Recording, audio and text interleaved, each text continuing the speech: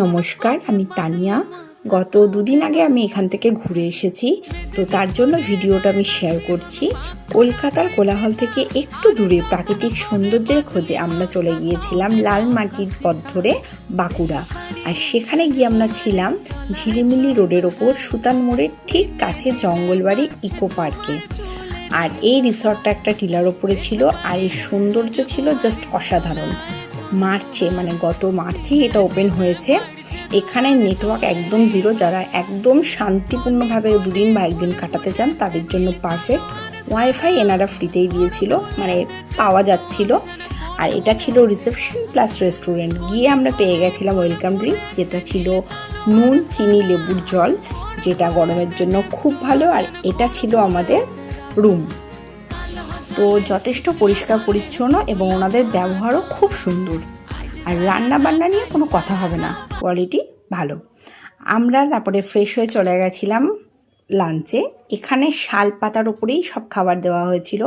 ভাত, আলু পোস্ত, একটা ভাজা, একটা শাক, ডাল, আলু পটলের তরকারির সাথে মাছ, এবং লাস্ট পাতে ছিল চাটনি, পাঁপড়। আমরা একটু টক দই নিয়ে নিয়েছিলাম। তারপরে বিকেলে আমরা গেছিলাম মুকুটমণিপুর ড্যাম্পে। আর আসার পরে আমরা চা, পকোড়া, সাথে এখানকার স্পেশালিটি যেটা ছিল শাল পাতার পোড়া চিকেন, গরম গরম জাস্ট সার্ভ করেছিল। খুব সুন্দর, খুব ভালো টেস্ট। এখানে ব্যাম্বো চিকেনটাও পাওয়া যায়, কিন্তু আমাদের দুর্ভাগ্য যে আমরা ওই সময়টা পাইনি। রাতে আমাদের ছিল রুটি, আলু ভাজা আর চিকেন কষা।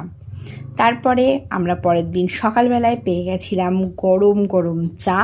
তারপরে আমরা রেডি হয়ে ব্রেকফাস্ট করে নিয়েছিলাম লুচি আর ঘুগনি, কেননা আমাদের ছিল সাইট সিন। আমরা দুটো সাইট সিন করেছি। এক ছিল তালবেরিয়া লেক, যেটা ছিল এটা খুব সুন্দর লাগছিল। আর তারপরেই যেটাই চলে এসেছিলাম সুতান লেকের কাছাকাছি। এই রাস্তাটা ছিল খুব সুন্দর।